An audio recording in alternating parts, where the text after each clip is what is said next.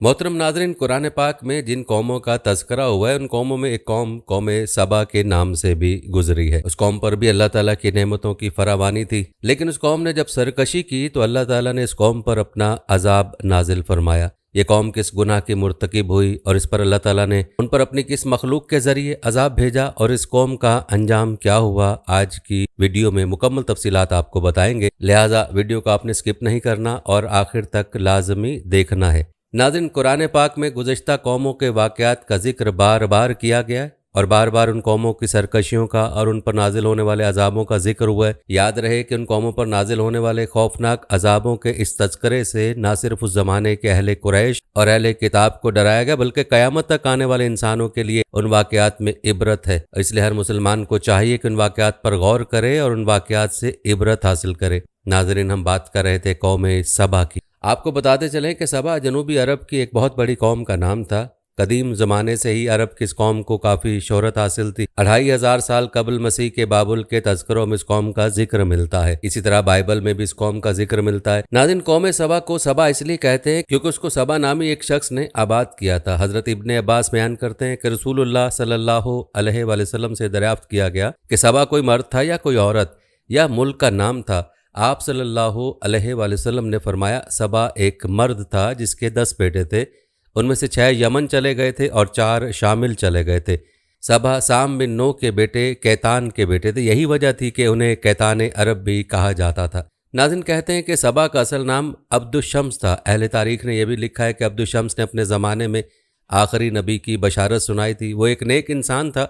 सबा जनूबी अरब के तमाम कबाइल का जद्द अमजद था। उसने यमन के मशहूर शहर मारब को आबाद किया था। इब्ने कसीर ने यह भी लिखा है कि सबा बाद में यमन के बादशाहों का लक़ब हो गया था और मलका सबा यानी बल्कीस का ताल्लुक भी उसी सल्तनत से था। रिवायत बताती है कि कौम सबा की सल्तनतें एक ज़माने में इतनी ताकतवर हो गई थीं कि मिस्र, शाम, ईरान और हिंद तक के इलाके तक फैल गए। यहाँ के खंडरात में उनके निशानात अब भी मौजूद हैं। नाज़रीन, आपको बताते चलें कि कौम सबा के अरूज का ज़माना 1100 कबल मसीह बताया जाता है। जब सुलेमान बिन दाऊद अलैहिस्सलाम की हुकूमत आई तो कौम एक मालदार कौम की हैसियत से मशहूर हो चुकी थी। इब्तिदा में इस कौम के लोग सूरज की परस्तिश किया करते थे और जब मलका बल्कीस, जिसको मलका सबा भी कहते हैं, की हुकूमत आई तो उस कौम के लोग सुलेमान अलैहिस्सलाम के ज़रिए से मुसलमान हो गए और उन्होंने बुत परस्ती और शिरक को छोड़ दिया। इब्ने कसीर लिखते हैं कि कौम सबा के ज़माने में यमन में मारब नामी एक शहर था। ये शहर बल्ख नामी 2 पहाड़ों के दरमियान था। पहाड़ों से बारिशी पानी आने की वजह से ये शहर हमेशा सैलाबी जद में रहता था। लिहाजा इस कौम के बादशाहों ने, जिसमें मलका बल्कीस भी शामिल है, उन दोनों पहाड़ों के बीच में एक बंद बनवा दिया। यूं सैलाबी पानी उस बंद के पीछे जमा हो जाता और यूं सैलाब से उस शहर को महफूज किया गया। उस बंद में पानी के निकलने के लिए ऊपर नीचे 3 दरवाजे बनाए गए और उस बंद के नीचे एक बड़ा तालाब भी बनाया गया, जिससे 12 नहरें निकाली गईं जो शहर के मुख्तलिफ अतराफ में फैलती थीं। दोनों पहाड़ों के गिर्द बागात लगाए गए थे जिनमें हर तरह के दरख्त थे और उनमें फल भी कसरत के साथ पैदा होते थे। कहते हैं कि उन फलों की इस कदर फरावानी थी कि एक औरत अगर खाली टोकरी लेकर उन दरख्तों के नीचे चलती तो ये टोकरी खुद ब खुद फलों से भर जाती थी। सैकड़ों मीलों पर फैले इन बागात का सिलसिला देखने से यूँ महसूस होता था कि ये ख्वाबों का शहर है। हर तरह तरह के फूलों से पूरा इलाका मुअत्तर हो जाता था और जब हवा चलती तो ये खुशबू पूरे शहर में फैल जाती थी और लोग लुत्फ़ अंदोज़ होते थे। नाज़रीन, अल्लाह ताला ने इस इलाके को बल्दे तैयबा करार दिया। यहाँ सर्दी गर्मी का अतदाल और आबो हवा ऐसी सेहत बख्श थी कि यहाँ मक्खी मच्छर का नाम न था और ना कोई मूजी जानवर वहाँ मौजूद था। रिवायत बताती है कि मलका बल्कीस का सुलेमान अलैहिस्सलाम से रिश्ता होने के बाद ये कौम एक लंबे अरसे तक तौहीद पर गामजन रही, लेकिन बाद में उन्होंने बगावत और सरकशी शुरू कर दी। ये कौम काफिर हो गई और उस कौम में दोबारा से शिरक और बुत परस्ती का जोर हो गया। उन्होंने अलमक्का यानी चांद देवता, इश्तर यानी जोहरा सितारा, ताब यानी सूरज देवी और इस तरह के बहुत सारे बातिल देवताओं की पूजा शुरू कर दी। कहते हैं कि बुत परस्ती के अलावा ये लोग ऐश परस्त हो चुके थे और मालो दौलत के नशे में चूर हो गए थे और खुदा की याद से गाफिल हो गए थे। अल्लाह ताला की नेमतों की फरावानी के बावजूद वो अल्लाह को भूल बैठे और दुनिया की दिल फरेबियों में ही मस्त हो गए। कहते हैं कौम सबा के लोग असराफ करने लगे थे और अल्लाह ताला की नेमतों को बेजा बर्बाद करने लगे थे। नौबत यहाँ तक आ गई थी कि लोग गंदम की बनी रोटियों से बच्चों के जिस्म की गंदगी को साफ़ करते थे और इन गंदी रोटियों को इकट्ठा करने से एक पहाड़ बन गया था। اگر کوئی نیک صالح شخص انہیں تنبیہ کرتا تو وہ کہتے جاؤ، ہمیں اناج کی کمی کا کوئی ڈر نہیں ہے، ہمارے پاس پھل، گندم اور میووں کی فراوانی ہے۔ ناظرین، جب اس قوم نے اللہ تعالیٰ کی نعمتوں کی ناقدری کی اور انبیاء کی دعوت کو قبول نہ کیا تو اللہ تعالیٰ نے ان پر عذاب بھیجا۔ یہ عذاب کیا تھا اور اس قوم کا انجام کیا ہوا یہ بھی آپ کو بتائیں گے، لیکن پہلے آپ کو ملکہ بلقیس کا واقعہ بتاتے ہیں، جسے ملکہ سبا کے نام سے بھی پکارا جاتا ہے۔ ناظرین، آپ کو بتاتے چلیں کہ قرآن پاک میں اس قوم کا واقعہ ایک پرندے کے حوالے سے بیان ہوا ہے جس کا نام ہدہد ہے۔ روایت بتاتی ہیں حضرت سلیمان علیہ السلام کو کسی موقع پر ہدہد کی ضرورت محسوس ہوئی۔ ہدہد کے متعلق مشہور ہے کہ جس مقام پر پانی سطح زمین سے نزدیک تر ہو اسے معلوم ہو جاتا ہے۔ اللہ بہتر جانتا ہے کہ انہیں یہی ضرورت تھی یا کچھ اور تھی، البتہ انہوں نے پرندوں کے لشکر میں ہدہد کو تلاش کیا لیکن وہ وہاں نہ ملا۔ آپ کو اس بات کا سخت رنج ہوا اور فرمایا کہ یا تو وہ اپنی غیر حاضری کی کوئی معقول وجہ پیش کرے ورنہ میں اسے سخت سزا دوں گا یا ذبح ہی کر ڈالوں گا۔ روایت کے مطابق تب حضرت سلیمان علیہ السلام کی سلطنت فلسطین، شرق اردن اور شام کے کچھ علاقے میں تھی۔ افریقہ میں بھی حبشہ اور مصر کا کچھ حصہ آپ کے زیر نگیں آ گیا تھا، لیکن جنوبی یمن کا علاقہ آپ کی سلطنت سے بہت دور تھا۔ ہدہد حضرت سلیمان کے لشکر سے غائب ہو کر یمن کے علاقے سبا میں پہنچ گیا تھا۔ یہاں کے لوگ تجارت پیشہ اور آسودہ حال تھے۔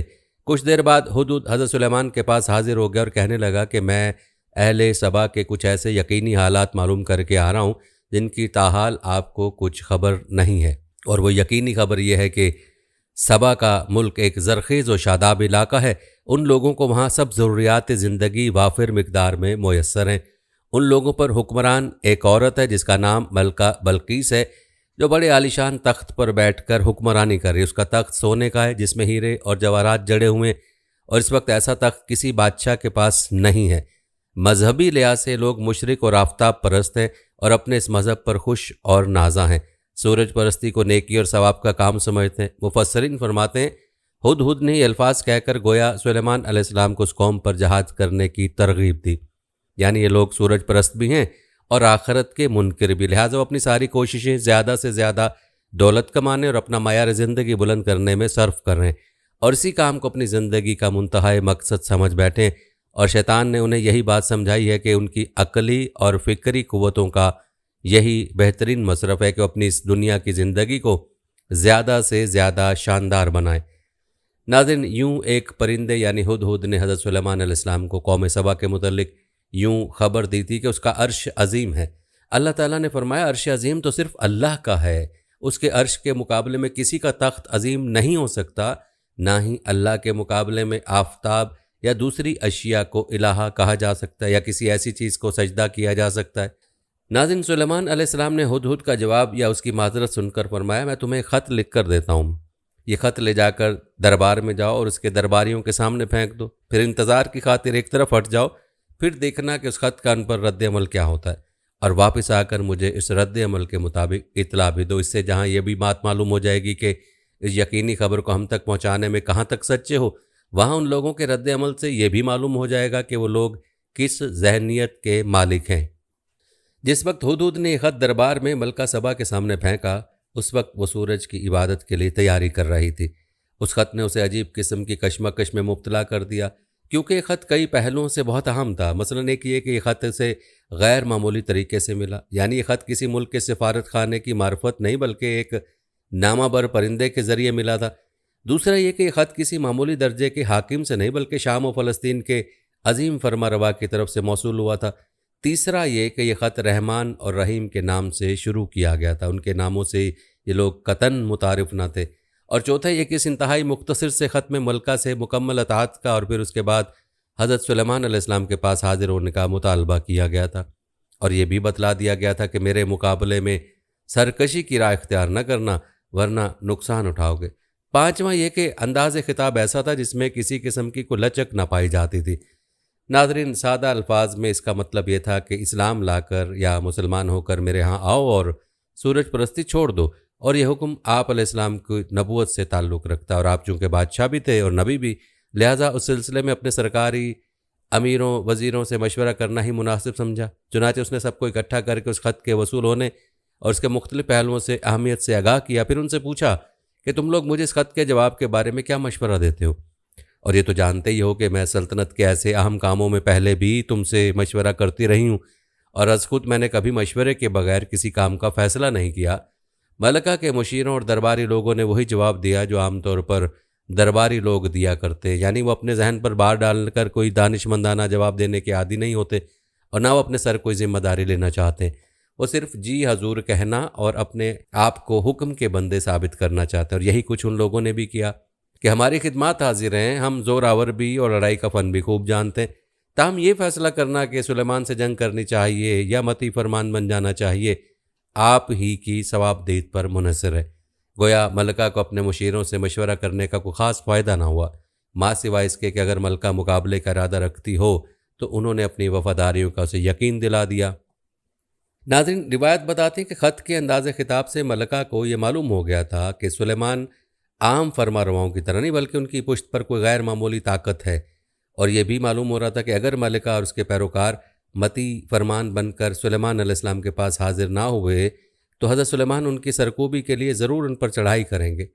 ناظرین، حضرت سلیمان یہ تو گوارا کر سکتے تھے کہ یہ لوگ سورج پرستی چھوڑ کر راہ راست پر آ جائیں تو ان سے کچھ تعرض نہ کیا جائے، مگر یہ گوارا نہ کر سکتے تھے کہ ان کے پاس اسباب و وسائل موجود ہونے کے باوجود ان کے قرب و جوار میں اس طرح اعلانیہ ملکی سطح پر شرک اور سورج پرستی ہوتی رہی۔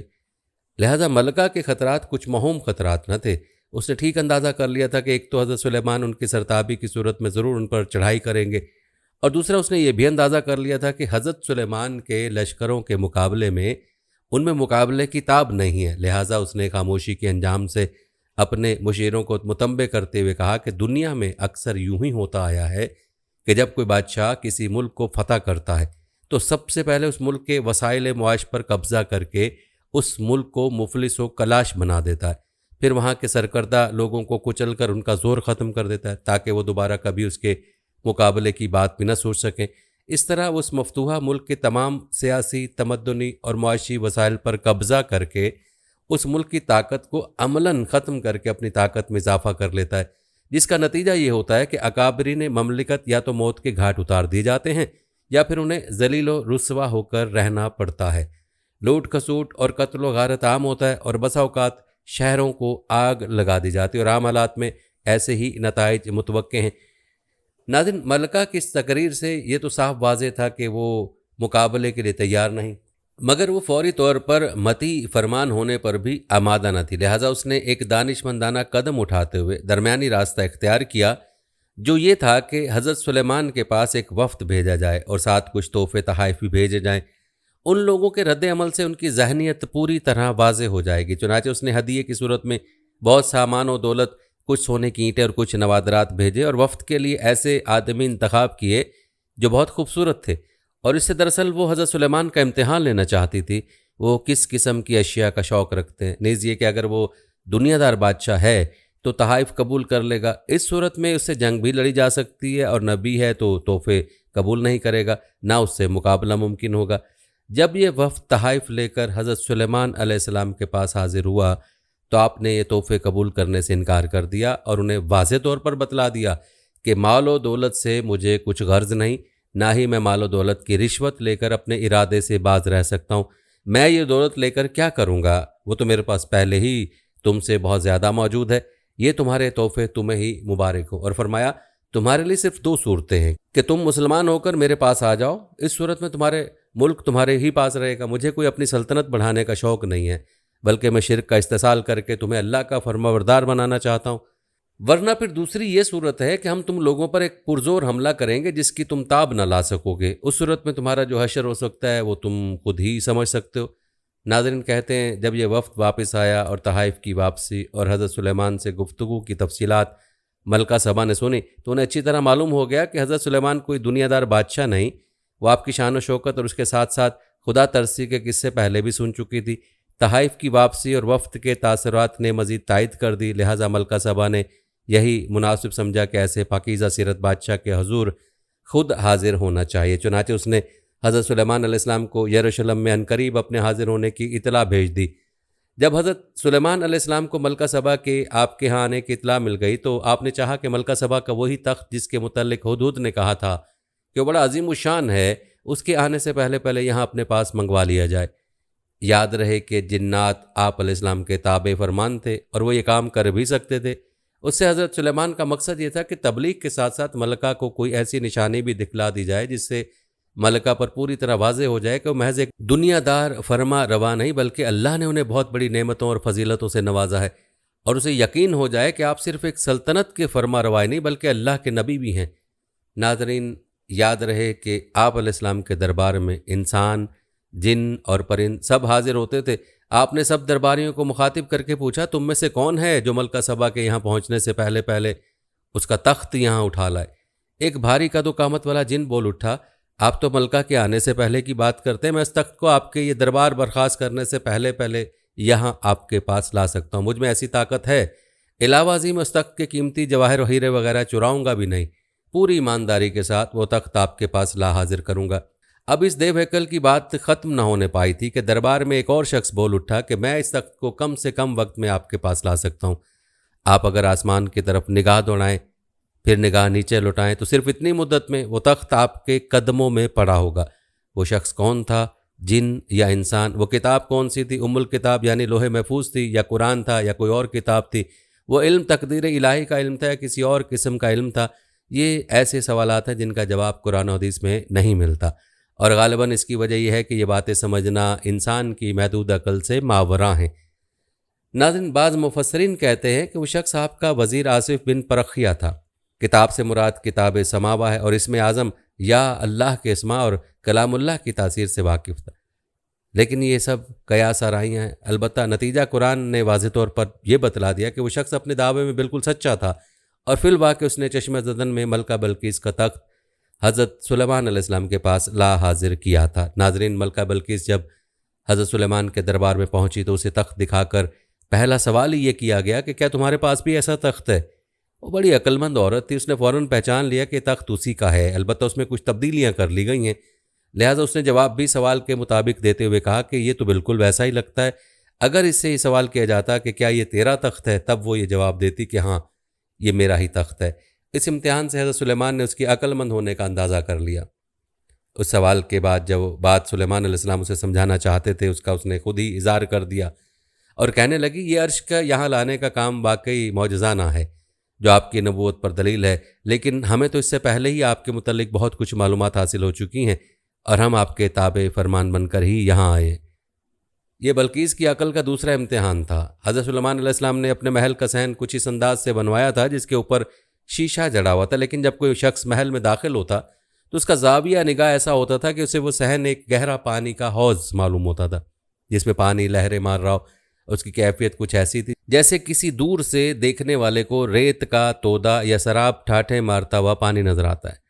آپ نے بلقیس سے فرمایا کہ چلو اب محل میں چلیں۔ بلقیس نے جب صحن کا اس نظارہ دیکھا تو اسے پانی کا گہرا حوض سمجھ کر اپنی پنڈلیوں سے اپنے پائنچے اٹھا لیے۔ تب سلیمان علیہ السلام نے اسے بتلایا کہ پائنچے اوپر چڑھانے کی ضرورت نہیں، یہ پانی کا حوض نہیں بلکہ شیشے کا چکنا فرش ہے۔ گویا وہ اس امتحان میں دھوکہ کھا گئی، یعنی جس طرح میں نے شیشے کے صحن کو پانی کا لہریں مارنے والا گہرا حوض سمجھ کر غلطی کھائی ہے، اسی طرح میں اور میری قوم سورج کی چمک اور دمک دیکھ کر اسے معبود سمجھنے لگی، تو یہ بھی ہماری فاش غلطی اور اپنے آپ پر ظلم تھا۔ ناظرین، بلقیس جو اللہ رب العالمین پر ایمان لائی تو یہ اس کی بصیرت تھی، اور کئی واقعات پہلے ایسے گزر چکے تھے جن سے اسے یہ یقین ہوتا جا رہا تھا کہ سلیمان علیہ السلام واقعی حق پر ہیں اور اللہ کے نبی ہیں، اور اس کے مذہب کی بنیاد باطل پر ہے۔ سب سے پہلے تو اس نے خط کے مضمون سے یہ نتیجہ اخذ کیا تھا کہ اس قسم کا خط بھیجنے والا کوئی عام فرمانروا نہیں ہو سکتا۔ پھر جس نامہ بر یعنی ہدہد کے ذریعے اسے خط پہنچا تھا وہ بھی ایک غیر معمولی بات تھی، اور تحائف کی واپسی سے بھی اس نے یہ اندازہ لگا لیا تھا کہ وہ کوئی دنیا دار فرما روا نہیں، نیز یہ کہ وہ کبھی اس کے مقابلے کی تاب نہ لا سکے گی۔ پھر تحائف لانے والے وفد نے جو عظیم فرما روا کے منکسرانہ مزاج اور پاکیزہ سیرت کے حالات بیان کیے تھے تو ان باتوں سے بھی وہ شدید متاثر ہو چکی تھی۔ پھر جب وہ حضرت سلیمان کے پاس پہنچی تو جس تخت کو اپنے پیچھے چھوڑ کر آئی تھی اسے اپنے سامنے پڑا دیکھ کر وہ حضرت سلیمان کی نبوت کی دل سے قائل ہو چکی تھی۔ اب محل میں داخلے کے وقت جس چیز نے اسے سب سے زیادہ متاثر کیا وہ یہ چیز تھی کہ اتنا بڑا فرمانروا جس کے پاس اس سے کئی گنا زیادہ مال و دولت اور عیش و عشرت کا سامان موجود ہے، وہ اس قدر اللہ کا شکر گزار اور منکسر المزاج اور متواضع بھی ہو سکتا ہے۔ ان سب باتوں نے مل کر اسے مجبور کر دیا کہ وہ حضرت سلیمان کے سامنے اب برملا اپنے ایمان لانے کا اعلان کر دے۔ اور یوں ملکہ بلقیس نے حضرت سلیمان کی پیروی اختیار کر لی اور اللہ کی ذات پر ایمان لے آئی۔ ناظرین، یہ تھا واقعہ ملکہ بلقیس کا جو اس قوم سبا سے تعلق رکھتی تھی، جس کا ہم تذکرہ کر رہے تھے۔ اور پہلے بھی ذکر ہو چکا کہ ملکہ بلقیس یعنی ملکہ سبا کے ایمان لانے کے بعد یہ قوم کافی عرصے تک توحید پرست رہی، لیکن وقت گزرنے کے ساتھ یہ قوم دوبارہ سے مشرک ہو گئی اور اس قوم نے اللہ تعالیٰ کی نعمتوں کی ناقدری شروع کر دی، جس کا تذکرہ آپ ملاحظہ کر چکے ہیں۔ آئیے اب آپ کو بتاتے ہیں کہ اس قوم نے جب سرکشی کی تو اس کا انجام کیا ہوا۔ ناظرین، روایت بتاتے ہیں کہ قوم سبا کی طرف وقتاً فوقتاً 13 نبی مبعوث کیے گئے تھے، جن میں سے ایک پیغمبر حضرت سلیمان علیہ السلام بھی تھے۔ ان پیغمبروں کا تفصیلی تذکرہ کسی بھی تاریخی حوالے میں موجود نہیں ہے، البتہ ان انبیاء نے ان لوگوں کو خدا کا شکر بجا لانے کی تلقین کی، انہیں راہ راست پر آنے کی نصیحت کی اور بے جا اسراف سے توبہ کرنے کو کہا۔ لیکن باقی سرکش قوموں کی طرح اس قوم نے بھی انبیاء کی دعوت کو رد کر دیا۔ اللہ نے اس قوم کو کافی مہلت دی، لیکن یہ کفران نعمت پر قائم رہے، لہٰذا اللہ تعالیٰ نے ان کی گرفت کرنے کا فیصلہ کیا۔ ان کے جرم کی پاداش میں ان پر اندھے چچندروں کو مسلط کر دیا گیا۔ ان صحرائی چچندروں اور چوہوں نے مارب ڈیم کا رخ کیا اور اس کے بند کو نیچے سے کھودنا شروع کر دیا اور اس کے نیچے سوراخ کرتے چلے گئے۔ چوہوں نے بند کے نیچے چھوٹے بڑے سوراخ جگہ جگہ کر دیے اور بند کو کھوکھلا کر دیا۔ دوسری جانب بارشیں زیادہ ہوئیں، جن کی وجہ سے سیلاب آ گیا اور اس بند میں پانی بہت زیادہ اکٹھا ہو گیا۔ اچانک بند کی دیواریں ٹوٹیں، اس سے ایک بہت بڑا سیلاب آیا، جس میں تمام دیہات، آبادیاں، مال مویشی، باغات، کھیتیاں، ان کے محل اور گھر پانی میں غرق ہو کر نابود ہو گئے۔ ان کے باغات اور زراعت میں سے صرف بیری کے درخت اور کچھ جھاڑیاں بچی تھیں۔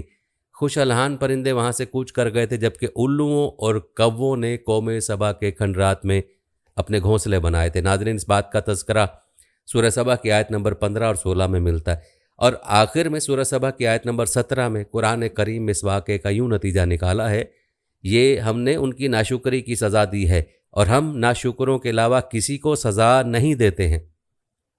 ناظرین، یوں اللہ تعالیٰ نے اس قوم کی ناشکری اور اس کی سرکشی کی وجہ سے اس کو اپنے عذاب کا مزہ چکھایا اور اس قوم کو اس کے باغات سمیت غرق کر کے صفائے ہستی سے مٹا دیا۔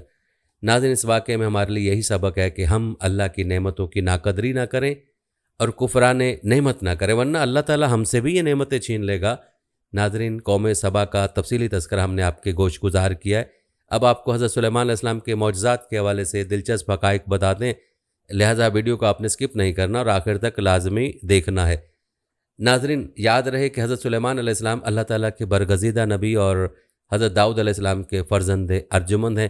والد کے انتقال کے بعد کم عمری ہی میں تخت نشین ہو گئے۔ آپ کی بادشاہت ایک مثالی بادشاہت تھی، کیونکہ یہ بادشاہت صرف انسانوں پر محدود نہیں تھی، بلکہ یہ بادشاہت جنات پر، ہواؤں پر، چرند پرند پر اور دنیا کی ہر چیز پر تھی۔ آپ علیہ السلام کو اللہ تعالیٰ نے جانوروں کی بولیوں کا علم بھی عطا فرما رکھا تھا۔ یہی وجہ ہے کہ آپ علیہ السلام کی زندگی سے جڑے بہت سے واقعات بڑے ہی دلچسپ ہیں۔ ناظرین، آئیے پہلے آپ کو حضرت سلیمان علیہ السلام کی حسب نسب کے بارے میں بتاتے ہیں۔ آپ کو بتاتے چلیں کہ آپ علیہ السلام کا سلسلہ نسب حضرت ابراہیم علیہ السلام سے جا ملتا ہے۔ حافظ ابن کثیر نے آپ علیہ السلام کا نسب نامہ یوں تحریر کیا ہے: سلیمان بن داؤد بن عیشا بن عامر بن سلمون بن نقشون بن امینہ اداب بن ارم بن حسرون بن فارس بن یہودا بن یعقوب بن اسحاق بن ابراہیم علیہ السلام۔ اور ناظرین، جہاں تک بات ہے آپ علیہ السلام کی والدہ کی، تو ان سے متعلق بہت کم معلومات دستیاب ہیں، اور جو ہیں وہ بھی مستند نہیں۔ البتہ ابن ماجہ میں ایک حدیث ہے، رسول اللہ صلی اللہ علیہ وسلم نے فرمایا، سلیمان بن داؤد کی والدہ نے ایک دفعہ نصیحت فرمائی: بیٹا رات بھر سوتے ہی نہ رہا کرو، اس لیے کہ رات کے اکثر حصے کو نیند میں گزارنا انسان کو قیامت کے دن اعمال خیر سے محتاج بنا دیتا ہے۔ ناظرین، یاد رہے کہ اللہ تعالیٰ نے حضرت سلیمان علیہ السلام کو بہت سے معجزے عطا فرمائے تھے، جن میں سے چند یہ ہیں: نمبر 1، ایسی عظیم بادشاہت جو ان سے پہلے کسی کو نصیب ہوئی اور نہ ان کے بعد کسی کو میسر آئے گی۔ نمبر 2، انسانوں کے علاوہ جنوں اور شیاطین کو ان کے تابع کر دیا۔ نمبر 3، ہر طرح کے جانوروں کو نہ صرف آپ علیہ السلام کا فرما بردار کیا، بلکہ ان کی بولیاں سمجھنے اور بولنے کی صلاحیت بھی عطا فرمائی۔ نمبر 4، ہوا کو مسخر کر دیا کہ آپ علیہ السلام 1 ماہ کی مسافت صبح و شام میں طے کر لیا کرتے تھے۔ اور نمبر 5، ان کے لیے پگھلے ہوئے تانبے کا چشمہ جاری کر دیا۔ ناظرین، آپ کو یہ بھی بتاتے چلیں کہ قرآن مجید کی 7 صورتوں میں 16 مقامات پر حضرت سلیمان علیہ السلام کا تذکرہ آیا ہے۔ سورہ بقرہ، سورہ نساء، سورہ نام اور سورہ سبا میں ایک ایک بار، سورہ صاد میں 2 جگہ، سورہ انبیاء میں 3 بار، جبکہ سورہ نمل میں 7 مقامات پر آپ علیہ السلام کا ذکر ہوا ہے۔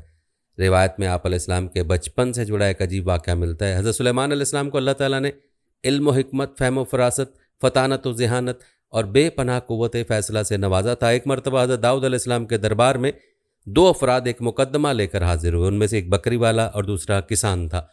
کسان نے دعویٰ کیا کہ اس شخص کی بکریوں نے میرے کھیت میں گھس کر اسے تباہ و برباد کر ڈالا۔ حضرت داؤد علیہ السلام نے اپنے علم و تجربے کے پیش نظر فیصلہ دیا کہ کھیتی کا نقصان بکریوں کے ریوڑ کی قیمت کے برابر ہے، لہذا بکریوں کا پورا ریوڑ بطور تاوان مدعی کو دے دیا جائے۔ فریقین عدالت سے باہر نکلے تو دروازے پر نو عمر حضرت سلیمان علیہ السلام سے ملاقات ہو گئی۔ انہوں نے مقدمے کے بارے میں دریافت کیا اور فیصلہ سن کر دونوں کو لے کر والد محترم کی خدمت میں حاضر ہوئے اور گزارش کی اگر اجازت ہو تو اس فیصلے سے متعلق اپنی رائے پیش کروں۔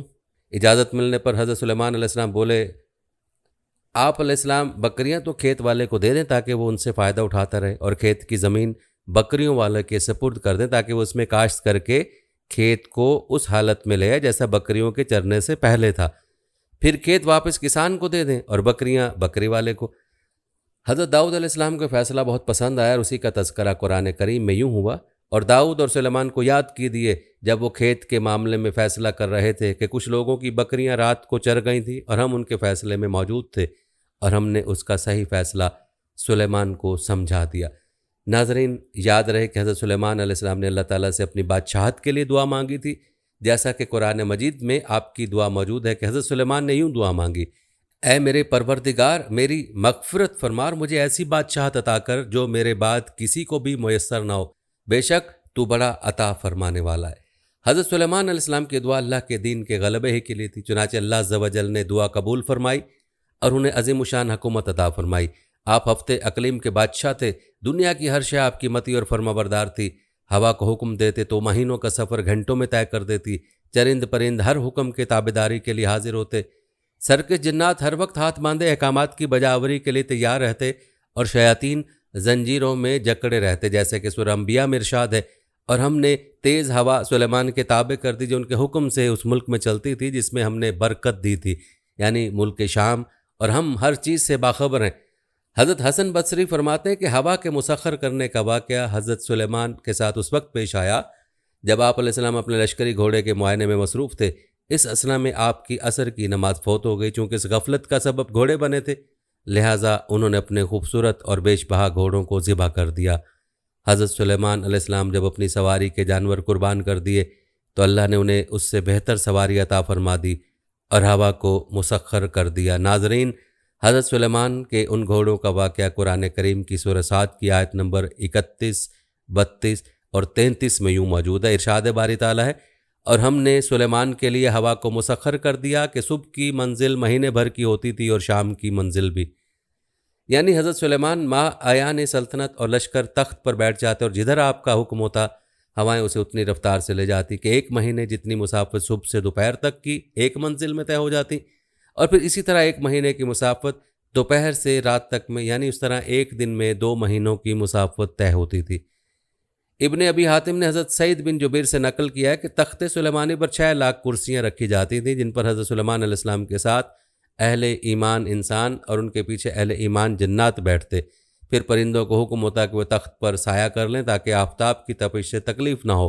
ہوا اس عظیم الشان تخت کو اٹھا کر جہاں کا حکم ہوتا وہاں پہنچا دیتی۔ بعض روایت میں کہ اس ہوائی سفر کے وقت پورے راستے حضرت سلیمان سر جھکائے اللہ کے ذکر و شکر میں مشغول رہتے۔ ناظرین، اب مختصراً بات کرتے ہیں آپ کے لیے تسخیر جنات و شیاطین کی۔ جیسا کہ پہلے بھی ذکر ہوا کہ اللہ تعالیٰ نے جنات اور شیاطین کو بھی حضرت سلیمان کا تابع اور فرما بردار بنا دیا تھا، جو نوکروں چاکروں کی طرح آپ کا ہر حکم بجا لاتے۔ وہ آپ کے لیے سمندر کی تہہ سے قیمتی موتی، ہیرے جواہرات نکال لاتے۔ حضرت سلیمان کو بڑی اور خوبصورت عمارتیں بنانے کا شوق تھا، چنانچہ وہ آپ کے حکم پر شاندار عمارتیں بناتے۔ اگر ان میں سے کوئی سرکشی کرتا تو حضرت سلیمان اسے سزا دیتے اور زنجیروں میں جکڑ دیتے، جیسا کہ قرآن کریم میں ارشاد ہے، ہم نے بہت سے شیاطین بھی ان کے تابع کیے تھے جو ان کے فرمان سے غوطے لگاتے تھے، اس کے سوا بھی بہت سے کام کرتے تھے، ان کے نگہبان ہم ہی تھے۔ یاد رہے کہ ان جنوں میں بھی 2 طرح کے جنات تھے، ایک تو اہل ایمان تھے جو اپنے نبی کا ہر حکم مذہبی فریضہ سمجھ کر پورا کرتے، لیکن جو جن کافر تھے انہیں شیاطین کہا گیا۔ وہ اپنے کفر اور سرکشی کے باوجود حضرت سلیمان کے تابع فرمان تو رہتے، لیکن ان سے نقصان کا بھی اندیشہ تھا، اس لیے اللہ تعالیٰ نے ان کی حفاظت فرمائی۔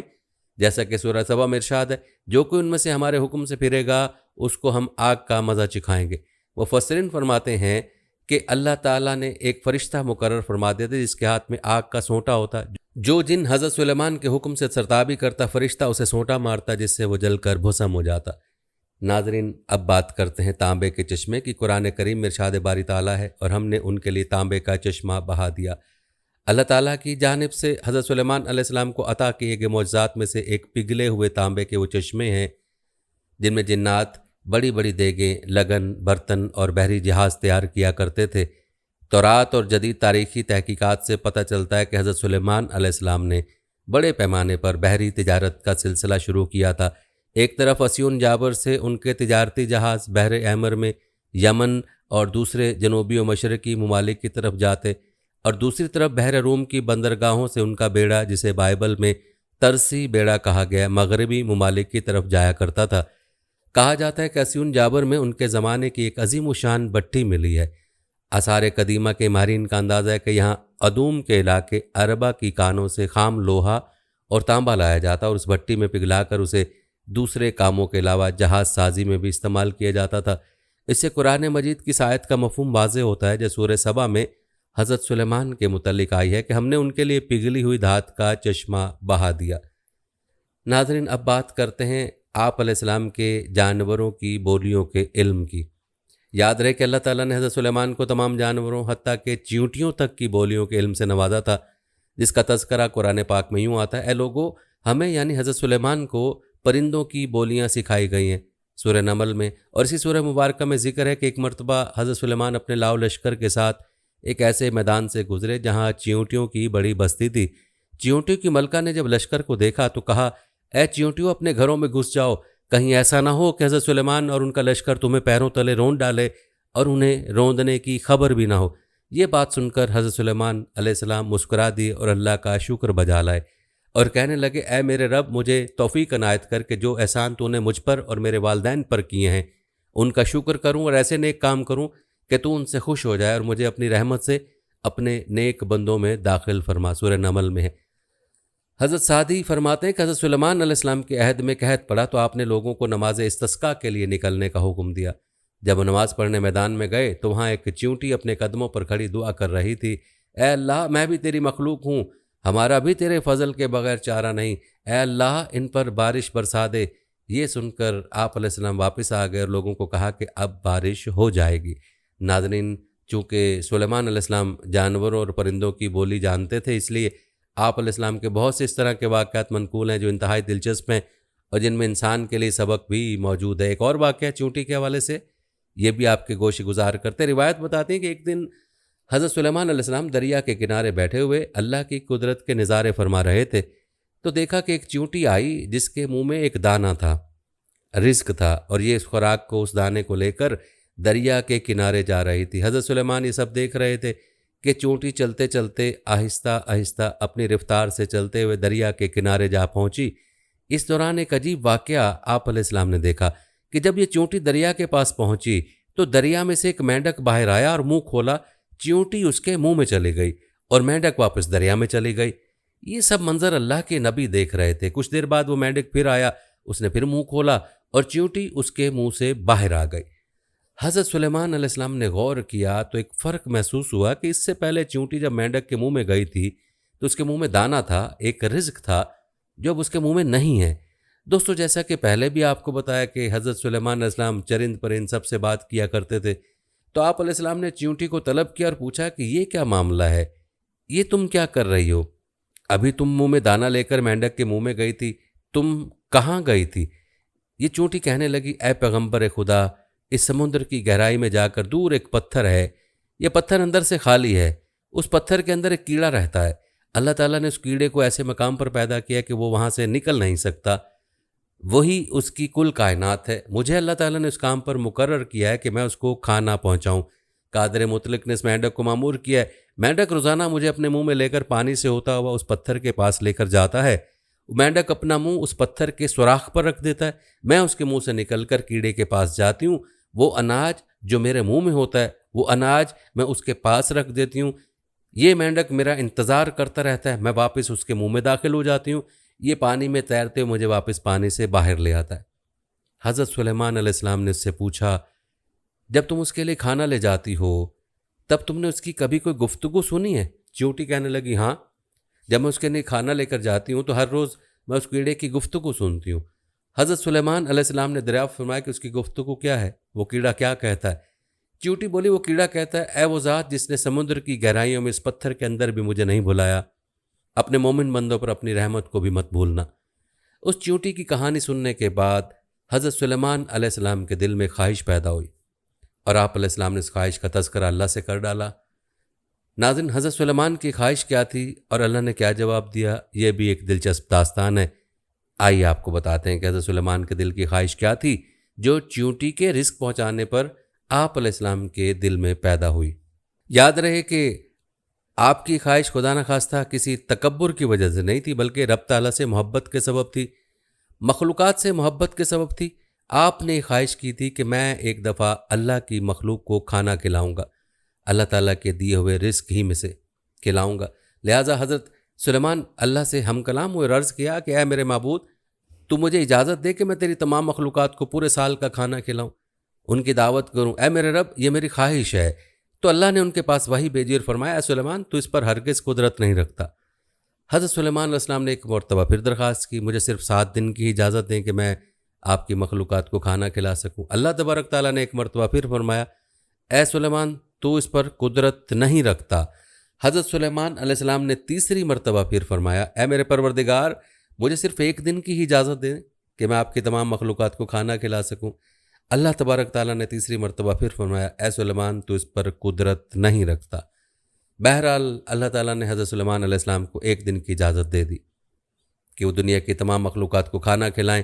जब आप अलैहिस्सलाम को इजाज़त मिल गई तो आप अलैहिस्सलाम ने तमाम जिन्नात को और इंसानों को हुक्म दिया कि वो तमाम के तमाम उन चीज़ों को जो ज़मीन पर हलाल हैं, यानी गाय, बैल, बकरियां, दुम्बे वगैरह वगैरह, और उन तमाम चीज़ों को जो जिनसे हैवान में से हैं, यानी परिंदे वगैरह, उन सबको जमा कर लें। जिन्नात और इंसानों ने मिलकर उन तमाम चीज़ों को हज़रत सुलेमान अलैहिस्सलाम के सामने पेश कर दिया। बड़ी बड़ी देगें तैयार की गईं, फिर उन जानवरों को ज़िबा किया गया और उनको पकाया गया। आप अलैहिस्सलाम ने हवाओं को हुक्म किया कि खाने पर शीरीं और धीमे अंदाज में चलती रहे ताकि खाना ख़राब ना हो जाए। हवा चूँकि हज़रत सुलेमान के मातहत थी, इसलिए हवा शीरीं और धीमे अंदाज में उन खानों पर चलती रहे। उसके बाद हज़रत सुलेमान अलैहिस्सलाम ने दस्तरखान बिछाया जिसकी लंबाई इतनी ज़्यादा थी कि अगर एक इंसान उसके सिरे से चलना शुरू करता तो दूसरे सिरे तक पहुँचने में उसको 1 महीने का वक्त गुजर जाता, और उतनी ही दस्तरखान की चौड़ाई भी थी। जब तमाम चीज़ें तैयार हो चुकी तो अल्लाह तबारक ताला ने हज़रत सुलेमान के पास वही भेजी है और फरमाया, ऐ सुलेमान, तू मखलूक़ात में से किससे दावत शुरू करेगा? अब हज़रत सुलेमान ने फरमाया, ऐ मेरे परवरदिगार, मैं दरिया के जानवरों से शुरू करूँगा। तो अल्लाह ताला ने समुद्र की एक मछली को हुक्म दिया कि वह हज़रत सुलेमान अलैहिस्सलाम की दावत खाए, क्योंकि आज उनके लिए हज़रत सुलेमान अलैहिस्सलाम की तरफ से दावत है। मछली ने सर उठाया और कहने लगी, ऐ सुलेमान, मैंने सुना है तूने ज़ियाफ़त का दरवाज़ा खोल दिया है और आज तू मेरी ज़ियाफ़त करेगा। हज़रत सुलेमान अलैहिस्सलाम ने फरमाया, ऐ मछली, तूने ठीक सुना है, आ जाओ और खाना शुरू करो। वो मछली आगे बढ़ी और दस्तरखान के एक सिरे से खाना शुरू कर दिया। मछली ने इस कदर खाया कि कुछ ही देर में सारे का सारा दस्तरखान ही साफ़ कर दिया, और उसके बाद आवाज़ लगाई, ऐ सुलेमान, मुझे खाना खिलाओ और मेरा शिकम सेर करो, मेरा पेट अभी तक नहीं भरा। हज़रत सुलेमान अलैहिस्सलाम ने फरमाया, तू तो सारा खा गई और उससे भी तेरा पेट नहीं भरा। तो मछली ने कहा, ऐ सुलेमान, क्या मेहमान के लिए मेज़बान का जवाब इस तरह से होता है? ऐ सुलेमान, आप खूब जान लीजिए, जो खाना आपने कई रोज़ से बनाया था, जिस खाने को आपको बनाने में कई दिन लग गए थे, इतना खाना मेरा परवरदिगार 1 दिन में मुझे 3 मरतबा पहुँचाता है और आज तक कभी भी उसमें कमी नहीं हुई। इसीलिए ऐ सुलेमान, आज मेरे खाने से रोकने का सबब तू बना है, क्योंकि रिस्क तूने अपने ज़िम्मे ले लिया और तूने मेरे खाने में कमी कर ली। उसी वक्त हज़रत सुलेमान अलैहिस्सलाम अल्लाह तबारक ताला के सामने सजदे में गिर पड़े और कहने लगे, पाक है वो ज़ात जो कफ़ालत करने वाली है मखलूक की रोज़ियों के साथ, मखलूक जानती भी नहीं कि कहाँ से आता है। नाज़रीन, ये अल्लाह ताला ही की ज़ात है جو اپنے مخلوق کو رزق پہنچاتی ہے، ورنہ کسی کی طاقت نہیں کہ کسی کو ایک لقمہ بھی دے سکے۔ ناظرین، آپ کو حضرت سلیمان علیہ السلام کا ایک اور واقعہ بتاتے ہیں، اور اس کے ساتھ ہی اپنی آج کی ویڈیو کا اختتام کرتے ہیں۔ یہ واقعہ بھی حضرت سلیمان کے دور کی ایک اور چیونٹی کا واقعہ، جس کا تذکرہ اللہ رب العزت نے قرآن پاک میں فرمایا۔ روایت میں آتا ہے کہ حضرت سلیمان علیہ السلام جب ان لشکروں کو لے کر چلے، ایک جنگل پر گزر ہوا جہاں چیونٹیوں کا لشکر تھا۔ لشکر سلیمان علیہ السلام کو دیکھ کر ایک چیونٹی نے دوسری چیونٹی سے کہا، جاؤ اپنے اپنے سوراخوں میں چلے جاؤ، کہیں ایسا نہ ہو کہ لشکر سلیمان چلتا ہوئے تمہیں رون ڈالے اور انہیں علم بھی نہ ہو۔ حضرت حسن فرماتے ہیں اس چیونٹی کا نام ہرمس تھا، یہ بنو شعبان کے قبیلے سے تھی بھی لنگڑی۔ بقدر بھیڑ کے اسے خوف ہوا کہیں سب روندی جائیں گی اور پس جائیں گی۔ یہ سن کر حضرت سلیمان علیہ السلام کو تبسم بلکہ ہنسی آ گئی، اور اسی وقت اللہ تعالیٰ سے دعا کی کہ اللہ مجھے اپنی نعمتوں کا شکریہ ادا کرنا الہام کر جو تو نے مجھ پر انعام کی ہیں، مثلا پرندوں رحمانوں کی زبان سکھا دینا وغیرہ۔ نیز جو نعمتیں تو نے میرے والدین پر انعام کی ہیں کہ وہ مسلمان مومن ہوئے وغیرہ، اور مجھے نیک عمل کرنے کی توفیق دے جن سے تو خوش ہو، اور جب میری موت آ جائے تو مجھے اپنے نیک بندوں اور بلند رفقا میں ملا دے جو تیرے دوست ہیں۔ حضرت سلیمان علیہ السلام چونکہ جانوروں کی بولیاں سمجھتے تھے، اس کی بات کو بھی سمجھ گئے اور بے اختیار ہنسی آ گئی۔ اور دوستو، اللہ کو اس چیونٹی کی ادا بہت ہی پسند آئی کہ اس نے اپنے قبیلے کی باقی چیونٹیوں کی فکر کی، لہٰذا اللہ رب العزت نے اس چیونٹی کا تذکرہ اپنی مبارک کتاب قرآن کریم میں بھی فرمایا، اور اس چیونٹی کے نام کی پوری سورت قرآن پاک میں نازل فرمائی۔ ناظرین، یہ تھی ہماری آج کی ویڈیو۔ کمنٹ سیکشن میں اپنی رائے کا اظہار ضرور کریں اور بتائیں کہ آپ اگلی ویڈیو کون سے اسلامک ٹاپک پر دیکھنا چاہتے ہیں۔ آپ کی قیمتی رائے ہمارے لیے بہت اہمیت رکھتی ہے، اور جانے سے پہلے ویڈیو کو شیئر ضرور کیجیے گا۔ ہم امید کرتے ہیں کہ آپ کو ہماری آج کی ویڈیو ضرور پسند آئی ہوگی۔ اگر آپ کو ہماری آج کی ویڈیو پسند آئی ہے تو اس کو لائک کریں۔ آخر میں ان لوگوں سے ایک بار پھر درخواست ہے کہ ہمارے چینل کو ضرور سبسکرائب کر لیں جنہوں نے ابھی تک ہمارا چینل سبسکرائب نہیں کیا ہوا۔ سبسکرائب کے ساتھ لگے گھنٹی کے بٹن کو بھی ضرور کلک کریں تاکہ آپ کو ہمارے آنے والی مزید ویڈیوز کا نوٹیفیکیشن بر وقت ملتا رہے۔